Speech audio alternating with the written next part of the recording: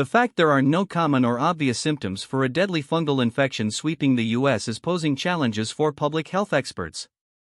C. auris is a type of yeast that can cause severe illness and is often resistant to antifungal treatments, meaning medications that are designed to kill the fungus and stop infections do not work. There are no common set of symptoms specific for C. auris infections, according to Centers for Disease Control and Prevention. This makes the infection complicated and challenging to detect and diagnose for both sufferers and healthcare professionals, and is why medics are still worried about the disease's rapid spread across the states. The complicated thing is that people can have the infection on their skin or on their body and it doesn't cause an infection, C. auris expert, Dr. Megan Lyman, an epidemiologist with CDC's Mycotic Diseases branch, told IrishStar.com. This is called colonization. There are many things on our skin that don't cause an infection. The problem is when it is on your skin or body, even if it's not causing an infection now, you have a greater risk of developing an infection, especially already sick patients or those who have invasive medical devices.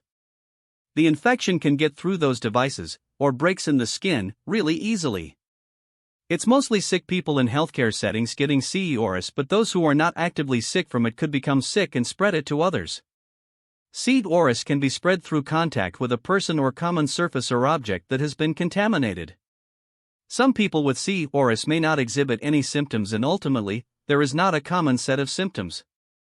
C. auris can cause infections in different parts of the body like the bloodstream, open wounds, and ears. The symptoms depend on the location and severity of C. auris infection. Symptoms may be similar to symptoms of an infection caused by bacteria. More than 1 in 3 patients infected with an invasive form of the fungus die. The type of infection people can get varies depending on where C. auris gets in, Dr. Lyman continued. The most concerning type is when the infection gets in through the bloodstream or abdominal cavities. This could cause a very severe infection to develop in the respiratory tract or urinary tract or in a wound.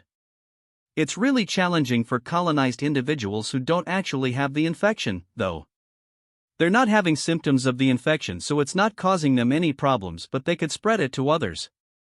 In general, no signs or symptoms means there's nothing to prompt testing, which is where the challenge is. Story by Fionnuala Boyle.